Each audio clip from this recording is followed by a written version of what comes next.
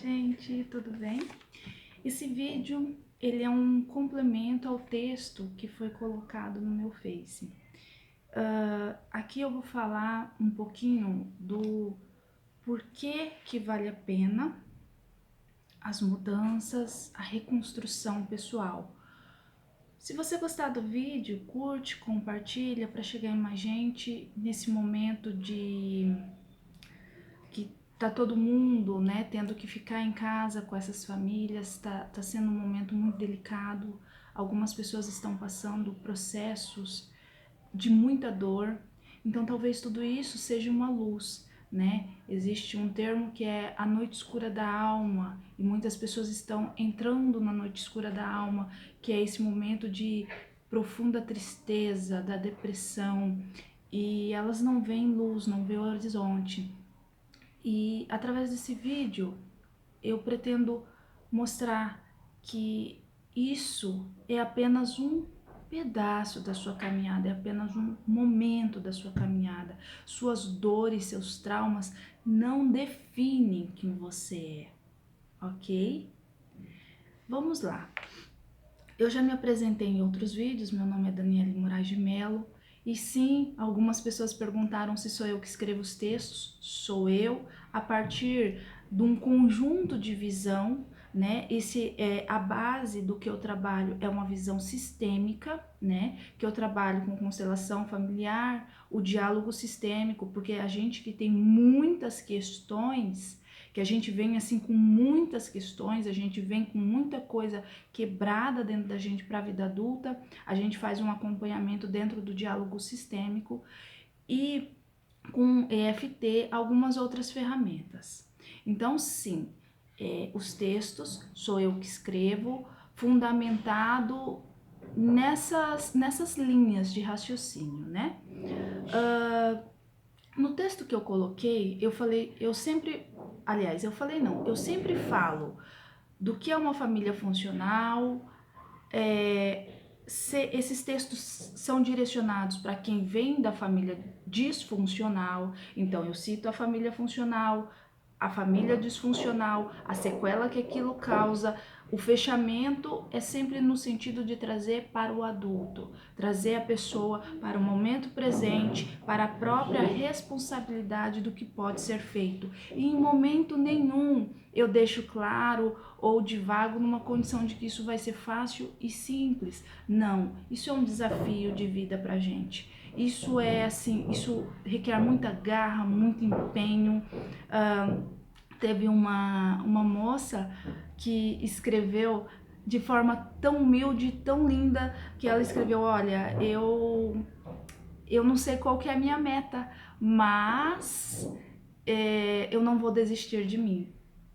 Ela tem uma meta gigantesca, ela tem a meta que foi a minha meta e que ainda é a minha meta, que é olhar para mim, me curar. Isso é uma meta grandiosa, tá? Isso leva tempo, isso requer amorosidade pessoal com o processo, porque não é todos os dias que a gente acerta, não é todo dia que tudo dá certo, não é todo dia que a gente dá conta das coisas da vida. E eu também tenho minhas dificuldades, eu também tenho pedras que eu ainda tropeço como uma pessoa comum, porque nós somos seres humanos. Quando a gente se coloca nessa condição de ser uma pessoa comum, isso tira um monte de responsabilidade da gente, de ser perfeita, de ser a pessoa que resolve tudo. Eu não sou, eu sou uma pessoa comum, tem áreas da vida que eu não domino.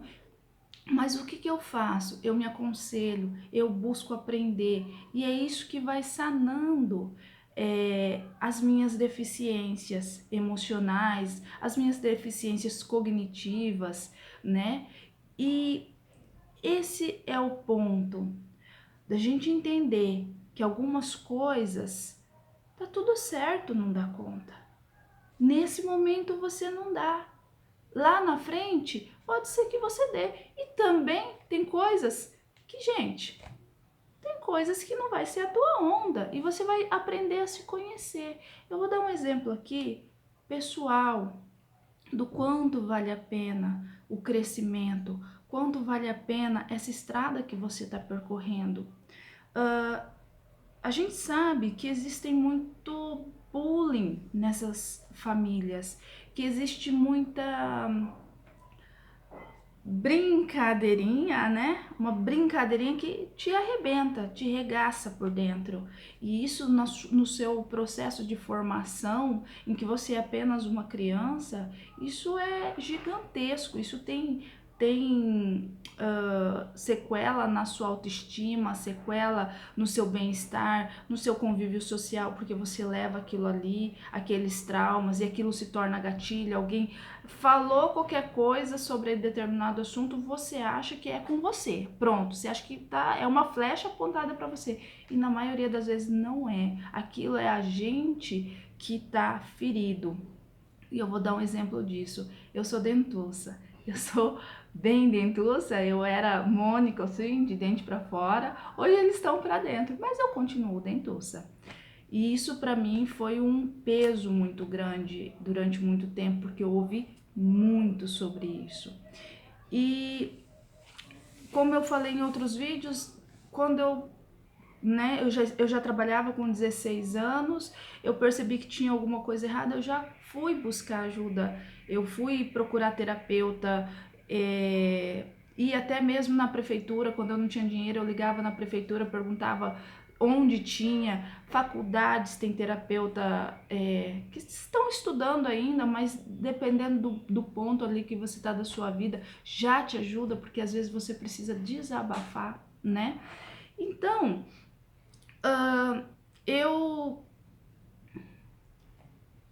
sempre tive esse problema com os dentes, né? Para mim foi muito traumático, eu tinha muita vergonha. Para mim eu era uma adolescente horrível, todas as minhas amigas namoravam, ficavam lá e eu ali sempre muito magrela, dentuça, né?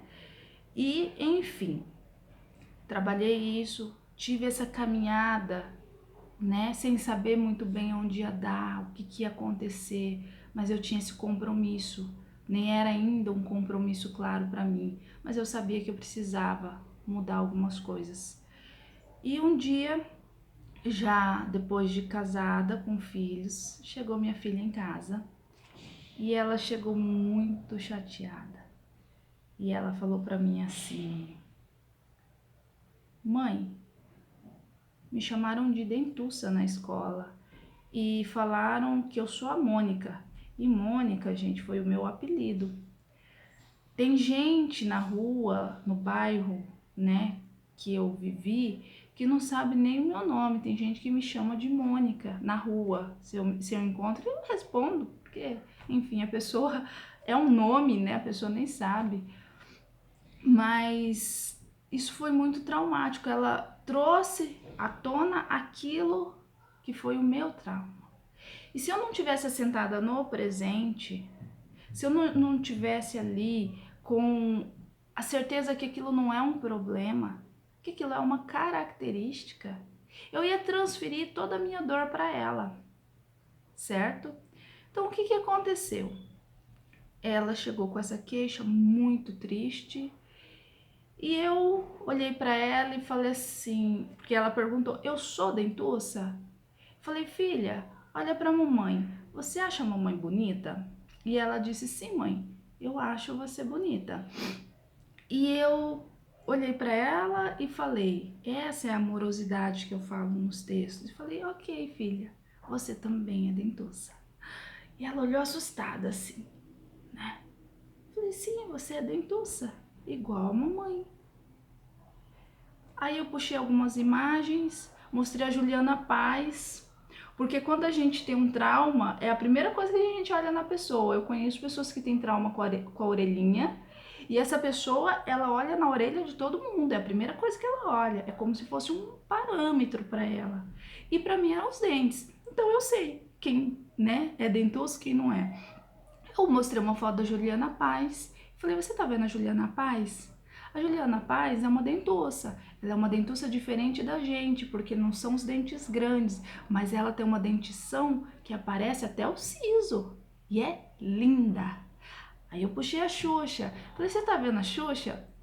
A Xuxa tem uns dentes lindos e ela é linda. E com esses dentes ela tem sucesso, ela é linda, ela é capa de revista, ela tinha o maior programa de televisão da época da mamãe. E tá tudo bem, porque os nossos dentes não definem a gente para menos. Muito pelo contrário, ele define a gente para ser quem a gente é. E talvez os nossos dentes é que tornam a gente uma pessoa bonita. E isso passou algum tempo. E de alguns anos, aquilo ainda estava ecoando, ela ainda estava ressignificando aquilo. Nessa época ela tinha em torno de 6 anos, 7 anos. E um belo dia ela me chega e fala assim: mãe, você sabia que eu li uma reportagem? Isso já tinha passado alguns anos. E a gente que é dentuça, a gente que tem os dentes grandes, a gente tem a tendência a parecer mais jovem. Falei, nossa, sério? Olha que coisa boa. Ok. Eu não invalidei aquela característica. Eu não invalidei. Ah, não, olha. Não, você é. Mas tá tudo bem ser. Compreende? Porque aquilo não é um desvio de caráter, aquilo não é um defeito, um problema. Aquilo é só uma característica. Se eu não tivesse curado isso em mim, se eu não tivesse olhado com amorosidade para mim, ia sentar nas duas e ia chorar. Compreende? O processo, aonde ele vai eclodir, como ele vai eclodir. E nós, como mães, tá? Aí eu vou falar da função materna, tá? Eu tenho um hábito com os meus filhos. Eu tenho o hábito de dizer a eles que eu sou apenas uma mulher comum. E eu deixo claro que antes da maternidade eu sou uma mulher. Por quê? Porque eu não sou uma santa que nunca vai errar. Eu não sou a Supergirl que vai dar conta de tudo.